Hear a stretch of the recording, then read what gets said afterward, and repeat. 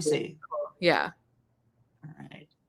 All right. If anybody wants to go camera on, just text me and I think I can add you to the studio. Okay. Anyway, go on. Yeah, no worries. Cool. Well, hi everybody. My name is Chelsi Cocking. It's nice to, virtually meet you all and good to be here. Definitely thanks to Josh and Future Spaces for having me. And I decided to be a little bit experimental with these slides. These slides are made in the style of something called Pachakucha. And Pachakucha means chit chat in Japanese. It's like a storytelling presentation style where you can only spend max 20 seconds on each slide and you can only use images in your slide. I'm adapting it a little bit. I may not be that time restricted with myself, but this is basically completely full of images and it's kind of essentially me chit chatting with you guys about like this journey. For me, like discovering media art and kind of going back into it. So if you have any questions along the way, feel free to jump them in the chat. This is a very casual discussion and it's kind of almost like a side roulette for me. So bear with me. um, but yeah, so like I said, my name is Chelsi Cocking. I'm a new media artist, product designer, and researcher. And I'm actually also currently a PhD student at Georgia Tech in digital media. And this summer, I'm actually currently in San Francisco. So I'm on the Pacific time on the West Coast, doing a research internship with Adobe at Adobe Research. So Josh is speaking at with Adobe tomorrow. So that's kind of funny.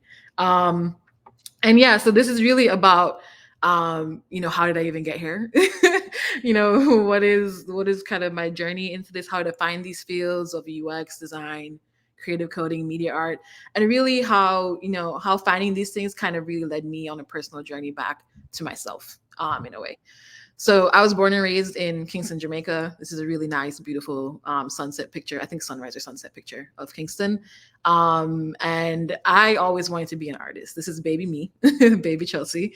And this little kid really always wanted to be an artist growing up in her heart of hearts, in my heart of hearts. Um, and growing up in Kingston, Jamaica, with my family and where I came from, I also grew up in a house that really valued education. My mom was a lawyer. My dad was an engineer turned MBA slash banker. And this is actually a picture of my dad's going to be embarrassed if he ever sees this. This is actually a picture of my dad outside of Howard University, the Howard University Engineering Building. He did civil engineering there. So I really grew up in a house that, valued education and doing well, getting good grades, blah, blah, blah, blah, blah, blah. But really, it was really the thing that I learned from it most was really that it taught me, the understanding of the privilege to be able to receive a good education or have the opportunity to receive a quality education and to never like squander or undervalue that. And that was kind of always something that like a reminder that I grew up with in my house. So fast forward a bit, we're skipping childhood here. Fast forward to high school. Fast forward to high school. I went to a high school called Campion College in Jamaica, in Kingston. And basically I was going through probably what majority of every teenager is going through an existential crisis as they're about to graduate high school, trying to figure out, what should they do for college. And I'm totally embarrassing some of my classmates here. This is actually one of my classes. So it was very much trying to figure out what am I going to do for the rest of my life? Where am I going to college? But really for me, it was more so about, what am I going to study? I was really racking my brain. Obviously, my dad valued the engineering education, but I was also not going to waver on art. Period. I was not going to waver on it at all.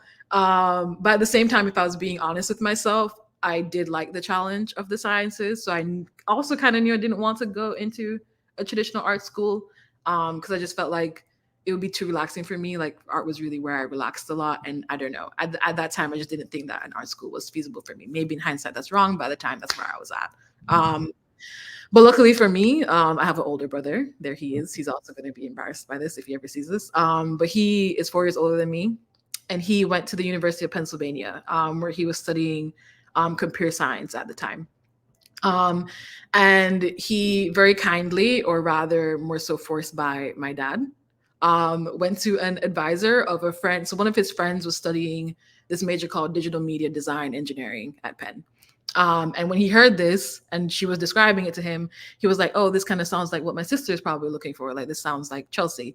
And my dad asked him to go to the advisor, like the not like the head of the degree or whatever, but like just the college advisor that helps people through keeping on track with their degrees. Asked him to go to the advisor to ask about the major for me, and she was very kind enough to like give me a list of other schools that did something similar. To Penn's like digital media design engineering. So those are kind of the list of schools that I applied to essentially. Like that was my college search, thankfully. And, to make a long selection process of rejections and acceptances and blah, blah, blah, blah short. That's how I found Georgia Tech. So that's how I found my major at Georgia Tech. It was computational media. And bear in mind, freshman Chelsea, coming from Jamaica to the US, I knew this major combined science and art, but really I didn't really know what I was getting myself into. I was still kind of blind. I was going in very optimistically blind. I was like, it has arts and sciences. I'm good. I was like, maybe I'll be like an animator at Pixar. Maybe they'll teach me how to make animations. I don't know. But maybe that would be cool. I really loved Pixar growing up. But yeah, it introduced me to a lot. And really the main thing that it did introduce me to that I really, really ended up loving was UX design. I remember like late in my second year, maybe my third year, I found user experience design. And if anyone remembers like the IDEO shopping cart video, or like design of everyday things, and like learning about Norman doors, and I was looking at doors sideways for a very long time.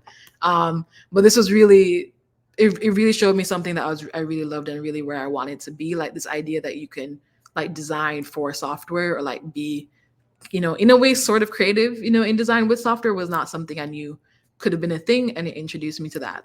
But also at the same time, like simultaneously while being introduced to UX, I had a really bad kind of like first software engineering internship experience. I was at Goldman Sachs, a little bit weird, it's a bank, but it was my first internship experience. And I interviewed for a software engineering role and got it. But unfortunately, I think in hindsight, it kind of really turned me off of coding. Like it kind of made me, I don't know, it wasn't the job for me. It kind of left a sour taste in my mouth. Maybe the thing I was working on wasn't really something I cared about. It felt like a very rote job. And just kind of unfortunately in hindsight looking at it, really like drained my confidence thinking that I could even do code. Like it really made me think that code wasn't for me or I wasn't good at coding. And at the same time, I was diving into UX. So also weirdly, simultaneously, my first opportunity in UX was also at Goldman. So it went from a bad software engineering experience to a pathway into UX. So I just kind of like switched my focus really from like even thinking of coding or if that was like a path for me to UX, and kind of went after that very forcefully kind of throughout the rest of my, college quote unquote career. But towards the tail end of my degree, like at the tail end of like my senior year, I took a studio class. So I took a studio class. It was called Technical Arts Practicum. It was a 2-semester studio class, and it focused on computational art and expression. And it was actually spearheaded by Dr. Brian McGoker, who's actually now my PhD advisor, funnily enough. Thanks, Brian. But this is how I got introduced to the world of like creative coding and media art. It was a multi-level class. I was an undergrad at the time, but it involved master's and PhD students from computer science to human-computer interaction, from all over the place. And it was essentially a chance for students to collaborate with a group of local artists over 2 semesters in the Atlanta area to like make up a piece of work from like ideation to concept to execution. And the first semester was just focused on like familiarizing ourselves with like new computational tools or prototyping for art or artistic concepts or expressive media. And I remember the first time I made this animation, I was so excited. I was so excited the first time I ever made something like this. This is Boyd's. It's a flocking algorithm. But I actually can't even believe I still have this. But I remember making this and I was so proud of it. I would carry it around to my friends and I would literally show them like, look at what I coded. Like, look at this thing. Like I was so proud of this thing. And it's just like baked into my brain as a memory. And serendipitously, or kind of also very luckily, my group was paired with the dancer and choreographer in the artist group. Her name was Bella Dorado. And we got to, like try to prototype ideas or test ideas around creating like a project that like was at the intersection of like computing art and dance performance. So we came up with the idea for this project called Lines of Flight, which was essentially an interactive dance performance that would track dancers and audiences as they move through a performance space, and then generate visualizations that were then projected onto the wall of the performance space. And the goal was kind of to blur the lines between, the dancers and the audience, and to create kind of more like a unified space between dancers and audiences. So what we did was we, set out to do, figure out how to do motion tracking. Again, please view this through like the lens of a novice undergrad like project, 3 undergrads figuring out how to do this on the fly. So my first time ever creating something with motion tracking was this project here, just like finding a random YouTube like dance video, getting some sort of bounding box computer vision tracking working for the first time ever in my life, and making a line move like a dancer. I was so happy. I was just like, this is really cool. Like I was just like, for the first time ever, actually enjoying coding and enjoying exploring it and using it for something. And this line made me so happy just to see actually mimicking how someone was moving in a video. But for the purpose of our project, we actually need to track 3 dancers separately. So we actually ended up going towards color tracking, and again, just a random rip of a video from YouTube. But, to be able to track 3 colors separately, then we could track 3 different people separately. So we kind of switched this idea of using color tracking. And another student was focused on like getting audience tracking working from like, top down view. And then his name was Jackson. And then another student, Marina, was focused on, getting like the visualization side of things. And she was making these really kind of like pretty wispy line-based, drawing-based visualizations. I think based on a Mr. Doob library, if anyone's familiar with that. But yeah, so this is kind of where we were all going. Like I was doing motion tracking stuff. Jackson was also doing motion tracking stuff, but audience tracking. Marina was doing the visuals. And then the semester went by really quickly, and all of a sudden it was installation day. And obviously you can like see like a few steps are missing here, maybe testing in the space more, or rehearsing with dancers more, or trying out tracking in different lighting conditions more. You can kind of catch my drift. This is a first time experience, definitely an undergrad project. I almost don't like showing it because everything broke. Everything definitely broke on the performance day. We discovered literally on installation that, oh yeah, computer vision is impacted by sunlight coming in from one side of the space that we have. And then Jackson came up with this idea to wash the room in red, just so we could get some sort of tracking working and to make the room very, very dark. It's also really hard to make, wispy lined visuals look really good with raw tracking data. That was not really something we tried. So it was like a never ending list of kind of like failures, but I would never ever trade making this project for anything. Like this project, is literally what introduced me to this world and helped me find it. And it was the first time ever in my life where I was coding something and I was really truly felt like, wow, like you can use code for this. Like I didn't know that was a thing. It's a real thing to use code for art. You can make art with it. You can try weird ideas. You can just use it for expression. And I was just really dumbfounded. I was like, wow, okay, maybe I didn't hate coding. Maybe I just didn't like the environment I was doing it in or what I was using it for. But again, all of that's, at the tail end of my degree, and I was graduating. I was on my way out, which is both, both exciting. Yeah, I'm never going to complain about graduating from a degree. But I was on my way out, and like I said, I was very focused on product design. I, spent my senior year really searching for a job in product design. Thankfully, got one at a startup in New York, and then moved to New York to do UX, and was chasing that job opportunity and was very grateful for that new experience. But there was this bug in the back of my brain forever. This bug that was just kind of like, it's like a creative coding bug, like thinking about, oh, that thing was cool. Maybe I could do this. That thing was cool. I don't know. And then I would say while I was in New York, about 2-ish years into my career, I started to feel like really stagnant in my career, like very, very stagnant. So this is kind of like fast forwarding 2 years. So I graduated in 2017. So this is kind of feeling towards 2019, feeling very slow in my product design career, feeling very stagnant, feeling like I didn't really have like an outlet for promotion. I was, working at a rate that was definitely more than I was being paid for. I definitely deserved a raise at that point, deserved a title change at that point, but was just at a very stagnant place in the company that I was at. And I definitely don't think people talk about like the transition from college to career enough, and like how you really have to like not learn a lot of soft skills. I mean, you do, but kind of like how you have to like take charge of your career and put your career in your own hands. Like, at least for me as a young professional, and maybe a lot of young professionals feel this way, it's very much like, okay, just like college, I'll go do my best work. And if I do my best work and I get results, then, I'll be rewarded for it. Then I'll get the promotion, or then I'll go to the next thing, or go to the next thing.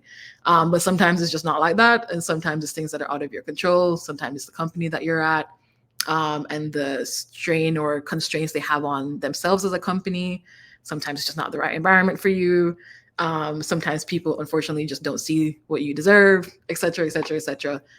So I really felt like I was at like a powerful mind blocker. But again, thank God for family and a support system, and being a younger sibling and having an older brother who's probably going through career stuff already, who kind of just like gave me like more, took me out of kind of the blind mental space I was in, and gave me more like perspective and foresight, and really allowed me to see that, okay, I need to like take control of my career. I can't wait for anybody to hand anything to me. And I really have to go find it myself. And it just gave me back, some sort of belief and motivation to be like, okay, let me get my life together, but also let me believe in myself. And one of the things that I was struggling to believe in was going back out on the job market for UX, and also applying to grad school. The bug in the back of my brain, like, do I want to go back to grad school to pursue this creative coding thing, to try this media art thing? And finally had a conversation where it was like, okay, let me actually do this. But again, nothing is straightforward. Yes, I made like the decision to, okay, get myself together, take my career back into my own hands. But nothing is straightforward. Everything takes time, work, patience, determination. There's setbacks, and you're walking kind of like a winding path that you can't predict. But the point is that you just have to walk the path to get started. So this is kind of where my reset started, and the uphill climb started. But it kind of also involved a pandemic. But I started studying for the GRE, and eventually took it, some months later. I put myself back out on the job market and started searching on LinkedIn and reaching out to network and stuff, to have like coffee chats and blah, blah, blah, specifically for UX. I started applying, actually writing the application, starting the process, reaching out to mentors for recommendations, taking the GRE, like doing all the things to apply to grad school. And then also, at some point, the pandemic hit, but I still felt, this is still before the pandemic hit. There's a point where, I reached out to my network and I actually got an interview for a UX position. So I was really excited. I felt like, okay, I'm taking all these steps. I'm applying to grad school, putting myself back out on the job market, studying and taking the GRE, like doing all of these things. And I got an opportunity to actually finally interview. This is still around 2019. And it went well. I think we got through the rounds, and like they verbally said that they wanted to extend me an offer. But then unfortunately, things don't go as planned. I got like a call a few days later, and the organization had like reorganized. So the headcount like shifted, and the position wasn't there anymore. So I was back on the job market, unfortunately. So, lows and highs, but you're on the path.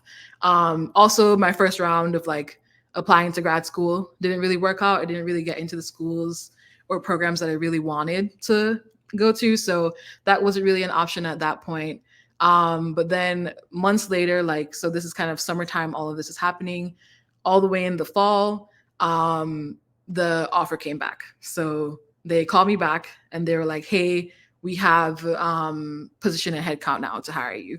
And for me, that was just like a big moment of relief, just like a pressure valve release, to just actually find like be somewhere like doing design where I felt supported, where I felt like I was being properly compensated, where I felt like there's like a clear path towards like having a career and having stability and like promotion and things like that. And that company was Dropbox. So at the beginning of 2020 is when I started at Dropbox. And I think I did really great work there because of the people I was working with and because of how I was being treated. how I was supported, and it just kind of shows the importance of like people you're working alongside, and that sometimes the wrong place can make something you love doing like very horrible instantly. So it's like finding the right place for you. But at the same time, the pandemic hit. I was in New York. So I was in New York when the pandemic hit. So if you're keeping up with the timeline, you know, like around March 2020 is when the pandemic hit New York. And, you know, we were all immediately stuck at home in kind of our like box-sized apartments, trying to figure out life and how to navigate the situation. It was pretty intense, but, you know, work became virtual and we also became more like perpetually online. But at least I was, you know, finally in a place where I felt at least supported with one of the pressure valves I was like thinking about. But you know, the bug was again still there. The little creative coding bug was still in the back of my head. So one day I was on Twitter. I mean, I was gonna say RIP Twitter. I mean, I don't use Twitter anymore, but you know, this is like the land before X. So I was very active on Twitter. There was a big product design community on Twitter, so I was connected to a lot of like UX designers in the tech industry through Twitter and would interact with them through there. And adjacently, you connect with, you know, media artists, illustrators, graphic designers, because we're all like adjacent to the same, you know, thing, right? And one of the media artists I was following at the time was Zach. And then I remember seeing this exact tweet. I actually went back and found this tweet. So this making this talk was very reflective for me. But I saw this tweet one day at Zach where he was doing open office hours. So he did this thing where he allowed people to sign up for like 10-minute Zoom slots. And anyone could sign up for a slot and ask him questions as long as there was a slot available. And, you know, went back to Twitter, actually saw my old response from April 2020. I was like, hi, are there any slots still available? And luckily there were slots still available and the little creative coding bug was still in the back of my brain. And I got onto a time slot with Zach. This is actually from his Twitter. Like he posted this on his Twitter. He posts like when he was doing the office hours, he posted like the office hours that happened that week. So it's also really like serendipitous and reflective to find this image. This is me in my old New York apartment in the middle of the pandemic, like taking a Zoom call from like the ledge of my window because I didn't have a desk yet. And yeah, so but you know, I was on this call and basically I was asking him, you know, how do I get back into media art? And I was telling him the story that I just told, you know, all of you. Like I did this amazing project my senior year. I've always been thinking about it. I have no idea how to get back into it. I've been trying to figure it out. I have no idea how do I do it. And I remember him giving me this analogy of a highway, of it kind of being like something that he would hear from students often. You know, you like get on this highway of doing media art and you're going really fast and you love it. And then you get off and you have to figure out like a way to merge back on. And I was like, the analogy did stick with me, but I was like, okay, I get it. Yeah, that's really cool. But like, how do I get back on the highway? Like, how do I actually do this? And that's when he told me about the School for Poetic Computation. So the School for Poetic Computation is actually a school that he founded in conjunction with a group of other artists. I know one of them is Taeyun Choi. I'm probably missing some others. I'm sorry. But it's an artist collective and running group. And so for those who don't know, like it's an artist run school that was founded in 2013. So this is long before, you know, the pandemic. And it was a place where like small groups of students and faculty would essentially come together and like work closely to explore ideas around the intersections of code, hardware, and theory, specifically focusing on like artistic intervention. It was kind of like this like weird hybrid of a school, a residency, and a research group at the same time. Like people would take 10 weeks off or like literally commit to this for 10 weeks to be in one place and like do this work. But during the pandemic, everything moved online. So kind of weirdly, in a weird silver lining way, in a very slight silver lining way with the pandemic, that very much so helped me because, you know, then I didn't have to take 10 weeks off of work. You know, I could just go to an online class, you know, after work, and go online to like be reintroduced to this and learn this thing. So I applied to SFPC and I applied to a class called Recreating the Past. So it's still 10 weeks. So it was a summer long commitment. But it was a 10-week online course that would happen every week.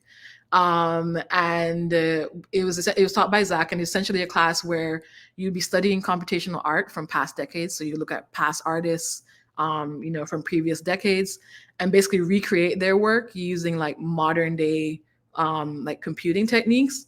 but really to gain like an understanding of like their aesthetic choices. What were they thinking?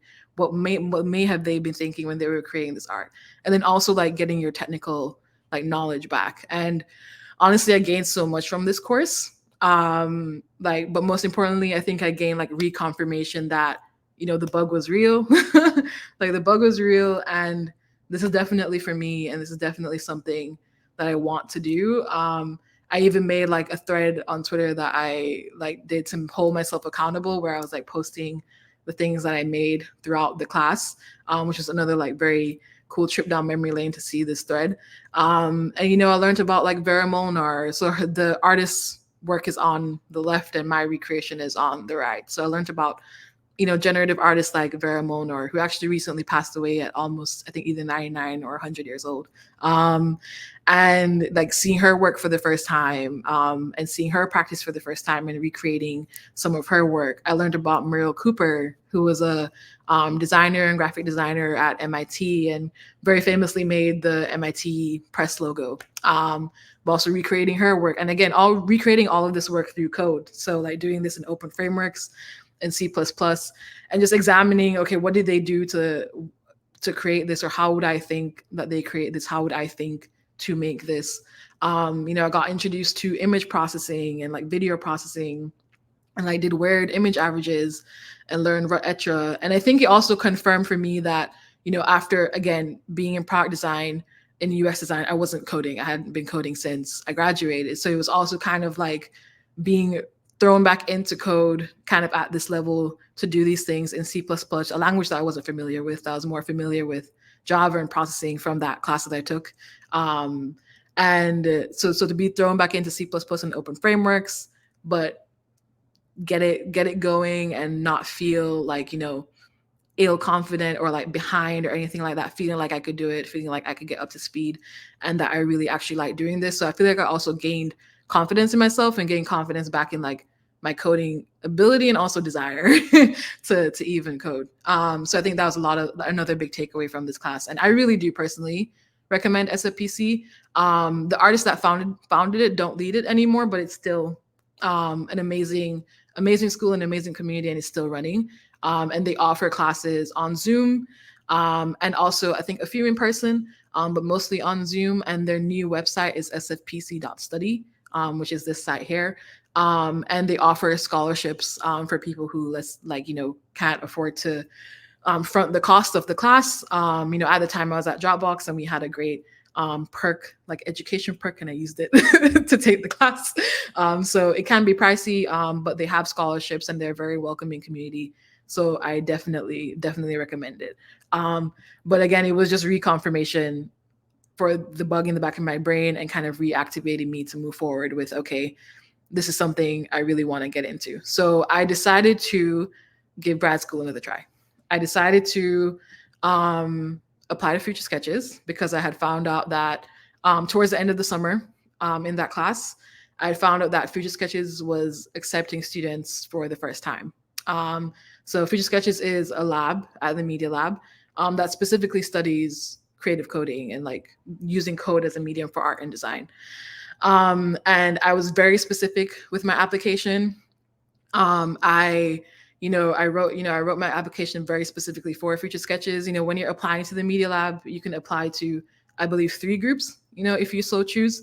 I only applied to Future Sketches. It was very much so me knowing like this is exactly what I wanted to do specifically for this group, and I didn't really fit in. Well, okay, that's kind of bad phrasing. Not that I didn't really fit in at any other group in the lab culturally wise, but more so my work didn't align with any other group. It was definitely Future Sketches, and that was really the only alignment I was like aiming for. And then I remember in January, I got an interview, and I was very nervous, but that was a good sign. That kind of like means that, okay, you made it to like the next round of things to see whether or not you can whether or not you're accepted or not. But then unfortunately I got waitlisted, which was sad, but I think I was less down than I was the first time in my rounds of applying to grad school. Like I felt disappointed, but it also felt like a confirmation that I'm on the right path, like I'm going after the right thing. And and I'm good at this, and I got close. And if I want to do it either here or elsewhere, it's something I can still go after. So I felt like, even though I felt a bit down, I didn't feel as down, and I felt more like motivated to go after the thing, and it still felt realistic for me. But at this point, I also kind of started to feel like, okay, I'm on the wait list. It's probably, I started to feel like I was being realistic. I was like, it's probably a very low chance, or it feels small, that I would get off this wait list. And for some context, at the time, because of the pandemic, I was back in Jamaica, working from Jamaica because I could work virtually. And Jamaica was under a very heavy curfew during the pandemic. Jamaica was under a nightly curfew every day, and sometimes it would be on full weekend long curfews at very random times, depending on what the state of the pandemic was, or what the level of contagion or like spread was.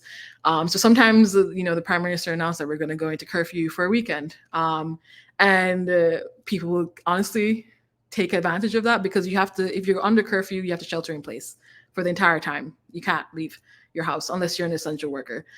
So what people would do is actually like take advantage of making it like a mini vacation to like a hotel for like the weekend. And I was definitely one of those people, I'll say that.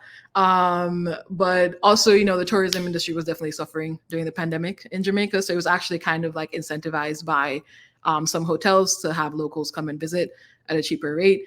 And I remember one time there was a very long curfew happening. So me and my best friend drove down to Treasure Beach, which is a very beautiful place in Jamaica, for the weekend. That was unfortunately recently impacted by Hurricane Beryl, but very beautiful place. And we escaped there for the weekend while to shelter in place basically and to not move. And then I remember waking up, I think on a Friday, to log into work, and I opened my computer and I was still in my pajamas. I was kind of by the water. I was being very relaxed. And then I opened my email and I saw that I got off the wait list. And when I tell you, I was thinking of putting the picture that she took of me in the slides, but I was like, maybe that's a bit too personal. But when I tell you, I was on a chair and I literally rolled off the chair and I fell on the floor, and I had like the Home Alone or Scream face like on my face. I was just in shock. I literally didn't think this was going to happen. If like at the time when I got this, I think there's a date on this email. Yeah, April 6th. So at the time when I got this, this is really close to like the end of like when schools are like even legally allowed to notify you if you got in or not. So I really didn't think it was going to happen. But it did, and my life changed really quickly. And I went after it, obviously, and literally within a couple months, in like later in the fall, I was in Boston, and I was at the Media Lab. So it's kind of like that journey of picking myself up in 2019, like off the ground, and like having the support system to pick me up all the way to 2021. This kind of like 2-year journey of like actually kind of like making it, and I couldn't believe it. But it was like I was still, whether or not I made it here or elsewhere, I was still going to walk that path, if that makes sense. Like I was still going to go down that path and figure out, okay, however, which way it is, I'm gonna get back in to media art. Just very luckily that it happened for me this way. But yeah, me and Ling Dong were Zach's first two actual full-time master students. So we were the first two students in Future Sketches. And this is kind of where my journey started on re-entering the field and relearning media art and coding and going after it in that way. And actually one of the sketches I created at SFPC is what inspired my first project at the Media Lab, Photorhythms. And Photorhythms is essentially like a computational art based inquiry on portrait photography. I made this image with just learning image averaging at SFPC. And I just thought it was really cool. It was really weird, but it looked really cool to me. And I was like, oh, like how can you make like portrait photography like feel more expressive or be more expressive from like an art-based inquiry? And that's how, this idea of Photorhythm started, where essentially I would use facial detection to get points of the face and then use those points to make different shapes and then create different generative forms using those shapes of like the portrait photography that you would see.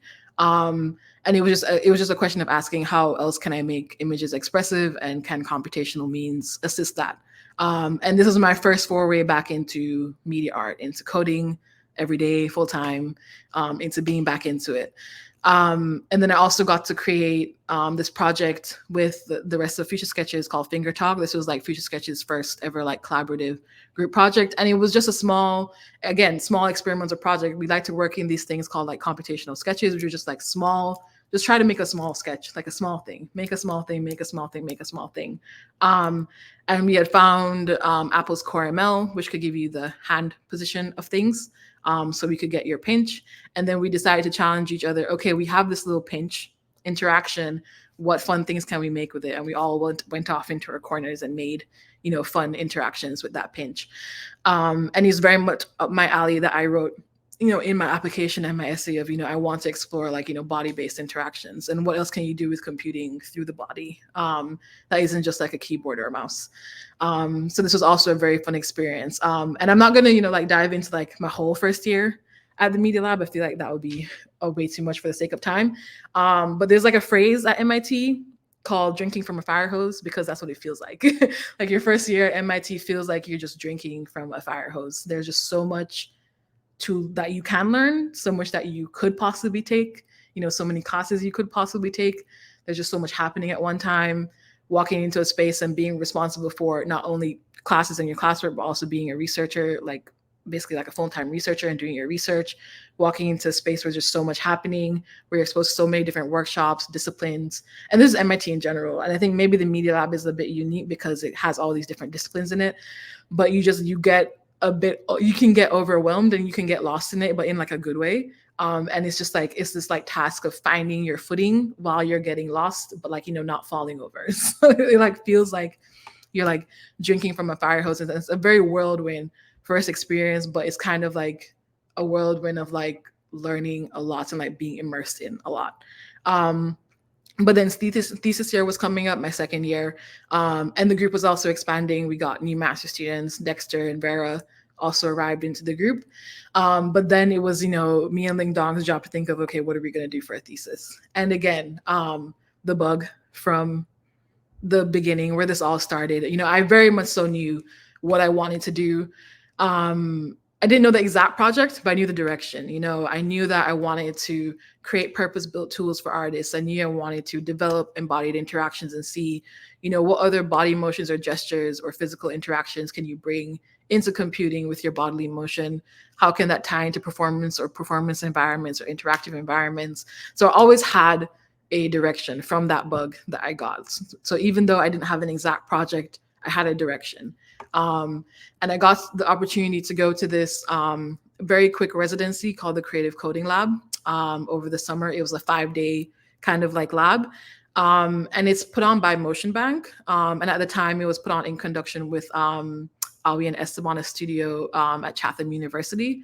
So it was a 5-day like intensive lab where like, a group of like creative coders and choreographers are like put together to just like experiment or prototype or teach each other workshops or learn, but it's all relating to technology and the body and computation. And I brought two of my best friends who are also professional dancers, Rihanna Brown and Lenata Goka. They're professional dancers and choreographers, and they're part of a dance theater called Comanche Dance Theater in Atlanta, Georgia, which Rihanna actually founded. So it was all three of us together kind of as a team for this residency and like making experiments around dance, computing, and the body. And, we thought of this idea of, drawing with the body, and definitely influenced by Zach as well, to think of this idea of, drawing with the body. And again, it's 5 days. It's you don't really have much time to actually work on your own things. It's very intense in a good way. Like we're all teaching each other like different workshops. So there's always something going on. So you don't have much time to work on your own thing, but we were able to get this like small prototype together where, Apple's Core ML, it can give you the hand pinch, but if you update it, it can also work to get the body positions. You can get all 19 points of the body. So we got it working with Core ML, and I got some like springs and physics simulations working with it. And I was just like, okay, what if I can just like get anything to follow her? Just anything. Doesn't have to be like aesthetically pleasing. Let me put down my like designer brain, just like get anything to follow her. So this really small prototype actually became, the beginning of Illuminate. I was staring at, which is my thesis project. I was staring at this prototype and I was looking at this experiment and I was thinking of the themes of like drawing with the body and watching this like object follow her body. It kind of, someone described it as kind of like an agent following her, like this thing following her. And for me, it became more about the question, what would it be like if we could see our movement? We each we move around every day, all of us, like in our own ways, through our own abilities and disabilities. And we leave an invisible path of motion like in our wake. Like we don't really think about it. We don't really think of the traces that we leave. So what would it be like if we could actually see our movement and interact with those invisible paths of movement that we leave behind? It's like, what if I could like create a computing system to like visualize like our free, unrestricted, real-time human movement and make what is invisible and usually unseen seen? And once it's seen, what would it be like to interact with that, like actually physically in front of you in physical space? And I did turn on the volume for this, my bad. A bit loud, but that was the idea for Illuminate. And this was my master's thesis project. So as a really brief overview, I'm going to turn on the volume a bit. Hopefully it's not blasting through the other side. But Illuminate is essentially the outcome of my thesis. It's an interactive art installation, which the movements of a person through open space are like visually augmented and brought to life in front of them through a custom coded visualization software that I coded in open frameworks. And, it's concerned around the poetic implications of, what it'd be like to make the invisible trails of our human movement visible, and showcasing it in a way where that movement is shown to you in front of you in space, almost seemingly levitating space, and kind of very much based on this idea around artificial reality from Myron Kruger, and bringing you into like an artificial reality that you can interact with, like a newly extracted like form of your body in front of you. But I didn't just like jump from here and like get to here, like really like quickly. There was a whole process to doing that, and it was influenced by a lot of history, a lot of learning on my part, a lot of inspirational learning on my part, of like a history of visualizing movement. I'm obviously not the first person to think about how do you visualize movement, or how do you visualize the human body, or even animal movement, for like whatever case it may be, whether artful or science-wise. So from like, the times of like Edward Muybridge and Murray and the chronophotography, and like the first motion picture, which was made for like just tracking a horse scientifically to see their locomotion, to like Duchamp and like futurists and cubists that would like look at movement over time in their paintings. So artists like Oscar Schlemmer and like the Bauhaus with like slat dance, that would kind of like use costuming to augment dance, to augment movement, to Harold Edgerton, who was a professor in electrical engineering at MIT, who invented the flash. He's the father of the flash. But when he was making the flash, he invented this technique called stroboscopy that kind of like got you to take multiple pictures over time for the first time and see kind of movement over time in one superimposed image. And one of his students, these are one of my favorite pictures. One of his students, John Milley, then used that technique to take these pictures of Picasso drawing with light. So like drawing with light in space, kind of leaving like a light visual representation of his movement and creating drawings through light in the air. More of those pictures just because I love them. They're really cool. Another one for good luck. And then William Forsythe with the improvisation techniques, where he basically rotoscoped animations of his movement over himself for his dance company to learn how to like learn his movements and his style of choreography. So artists like Memo Atkin, who made this piece called Forms, but kind of through more like pre-recorded motion capture visualizations, and then augmented them in 3D, to Google Creative Lab and their work with, like, for example, Bill T. Jones, and Bill T. Jones' work around language and movement, and like augmenting that with PoseNet to make it moving and livable in real time in your browser. So this is where Illuminate was definitely spaced.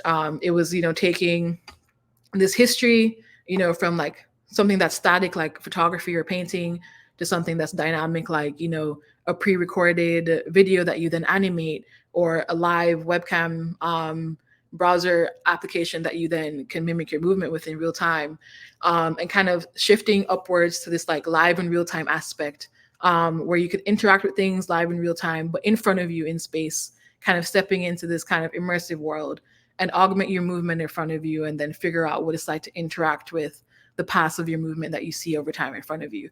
And very influenced by Myron Kruger and his idea of artificial reality. This was before virtual reality, kind of like the advent of it. And he was like, with his colleagues in the space, a lot of people were leaning towards VR and kind of like this idea of like wearables and things you have to wear on you to, be placed into this new world or this other world, this virtual world. And Kruger was very much so in a different lane. He was very much so thinking of, how can I place people into a digital world where they don't have to be encumbered by devices that they have to wear on them? How can I just let their movement be free and open and expressive? But then also, how could I not use it for, practical things that a lot of people were moving to with VR? How could I just use it for artful things, weird, funny things, a critter falling on my body, someone pushing me with their finger from the other side of the room, hanging someone's body on the other side of the room from my fingers and playing around with it. He was very much so for the artful side of technology. And there's a part of his book where he's just like, technology should be fun. And this is kind of the side that I was leaning towards, was artificial reality. So for this project, like, this is also definitely way more outlined in my thesis. I actually wrote my thesis to not sound like a traditional academic document. I actually wrote it to kind of be very familiar and in my voice and very educational. And I think the thesis is available publicly now. But I actually wrote like a whole section on like, how did I make this software, from like making brushes, just like coding my own custom brushes in open frameworks, and creating meshes around that, and creating my own custom meshes, and looking at different graphic artists and figuring out how can I recreate that drawn line through meshes in code, and like playing around with that and making all of my own like colorful brushes and animations and things like that. To then, getting the body and getting it specifically through like an IR camera, an IR system, because I needed it to not be confused by the projected light in front of it. And then tracking that and seeing, okay, this is very spotty. As you can see, it jumps off. There's things that are like inaccurate about it. So then how can I clean up that data? And how can I get rid of the noisy points and the points that, aren't necessary, don't make the movement smooth? Get rid of kind of all the noise and just have the smooth data that actually feels really attached to the person's body, doesn't feel disjointed from them, just feels like it's responding to them in real time as they interact with it, and get rid of all the noise. And then, what do I want to make with it? There's a line that Zach gave me over and over during my thesis, which was, you need to go meditate with the data. And I was like, what do you mean? But it was basically saying like, you need to go sit down and figure out what this tracking system or visualization system likes tracking, doesn't like tracking, likes responding to, doesn't like responding to. Basically sitting down and meditating with it and see what works, what doesn't, what could be playful, what do you want to explore next, and sitting down and making animations around that. And then also having fun. Like, shout out to one of my other thesis advisors, Mark Downey. He very much so reminded me throughout this whole process to have fun. And he kept saying to me, if I was in your position and I was a student again and I got to make something cool, I would just have fun. So it was just about having fun and making sure that while I was having fun, I was hitting my goals, like making sure that the animations in real time felt very connected to you. Like, it didn't feel like there was a lag or disjointed. It felt very naturally responsive to you. Like, it, there's some physics and springs and smoothing going on to make it feel flowy and real and responsive to you. I really wanted people to see like a really abstracted form of themselves in front of them, and to kind of see a new mirror for them to play with and reflect with. And I also wanted the interface to be playable, to be like exploratory, to be like, what happens if I crouch? What happens if I cartwheel? What happens if I twirl? What happens if I spin my legs this way or that way? Like, very approachable, playful, learnable, and also engaging, but just an open-ended learning and playful experience. And yeah, so that's kind of my process of like making, and again, this is definitely also in my thesis if you ever want to read a thesis. I didn't want to like put this all here right now, but to definitely like, make it from the brushes to connecting to the body, to having fun and playing with it, to designing the space and testing fabric and like testing scrim and building out the actual installation and installing the projectors. And shout out to my other thesis advisor, Josh, for helping me have a space to actually work in and measure the space and build out a scrim frame and actually assemble this thing kind of like from the ground up, assembling projectors, putting up a frame, putting up lights, having this space to have a grid that I could work with and use. Very appreciative to him. And my most and last kind of like exciting part of this was like opening it up to the public and seeing what people experienced it from it in general. Whoa! This is kind of one of my favorite reactions. Is it? What? This is the coolest thing ever. But yeah, just gonna fast forward a bit. But like things like that were things that I saw all the time that were like my favorite reactions. And hearing what people experience from the experience were like my favorite things. Someone said they felt like they were in a screensaver. Someone said that felt like they were making like ephemeral graffiti. It led to like collaboration amongst people when there were two people in the room. Even though it worked with one person, they'll try to like trick it and like figure out how to like merge their body into one body to detect. So it was just a fun and playful experience for people to enjoy and see. And I really love seeing like people like express themselves in different ways from it. And I'm definitely like very proud of this project and like everything that it was kind of my way back into media art, and that means like the world to me and everything that means for me. It is also good to like actually hear it like from your peers. It was nominated in South by Southwest in the Innovation Awards. It was honored at the Webby Awards in like the best interactive space, actually with Josh and Blue Cadet. Yeah, which I was really excited about. And it got honored, in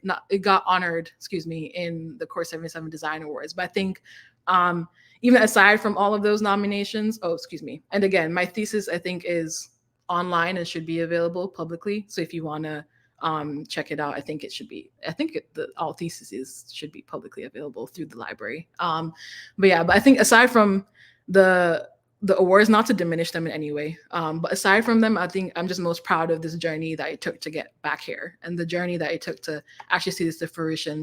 This is technically like a 7-8 year long journey that I went back towards and got back towards myself from like a really janky buggy undergrad project that planted a bug in my brain to very luckily getting to the media lab. But regardless, finding the path back to media art in general, I was looking at other institutions as well.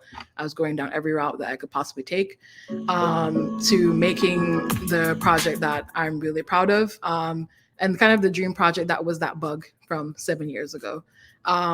But most importantly, I think this project made me feel confident enough to call myself a media artist. This was in like the acknowledgements of my thesis, but doing it made me feel like I gained an understanding in the field, and I felt confident enough to like place that stamp kind of like on my name and proclaim myself as that, and to keep exploring in that space. And also it brought me back to, the reason why I wanted to be kind of just here in general, to be an artist. It didn't happen in maybe the way that this young girl thought, like, it's not a straight line. And it led to more. It led to me being a media artist, a product designer, and a researcher in this weird tech space, kind of being a weird unicorn in this tech space. But it brought me back to myself, and it brought me back to like the heart of what I wanted to do all along, which was make art. So very proud of it, and very proud of whatever journey I take after this. Who knows what it will be? I really don't know, but thanks. That was it.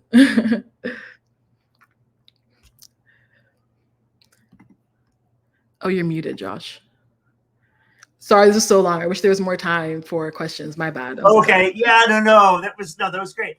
No, I loved it, and I think it's so interesting to sort of see, I think there's so many people that kind of like fall off that track, and they get off the highway and they're like in UX careers, and they never kind of get back. And I think it's super inspiring to see how you kind of got back and, continue to kind of work at it, because it's, put in the reps and, get really good at this craft.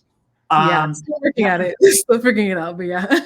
No, I love it. Honestly, so we're at time, so we don't have like any time for questions, but one of the things I've been doing is I've actually been doing some conversations with speakers afterwards. So maybe we'll jump on and do that. If anybody has any questions that they wanted to ask for Chelsi, just like email me at josh@bluecadet.com, or just like message me on LinkedIn, and we'll find a time to get those things answered by Chelsi, or maybe we can carve out some other space. But Chelsi, thanks so much. This was really fantastic, super inspiring. Thanks for being like my test subject on No problem, StreamYard. It's kind of fun. I kind of miss Zoom, honestly. There's like a little aspect of it, but yeah. this is super fun. But Chelsi, do you have any other sort of like words for the attendees, before you take off today? Thank you for having me. Feel free to reach out to me on LinkedIn. And my email is also Chelsi, CHELSI @alum.mit.edu. That just goes to my personal email. So if you want to reach out and ask questions, feel free. I'm also on LinkedIn and Instagram, so feel free to reach out anytime. Yeah. All right. Awesome. Yeah. And then again, if you need anything from me, if you want to connect, if you misspelled the email, you can contact me. I'll make that happen. Chelsi, thanks again. We'll talk again soon. Have a great one. Yeah, you too. Thanks, guys. All right. Thanks, see everybody. everyone. All right. Bye.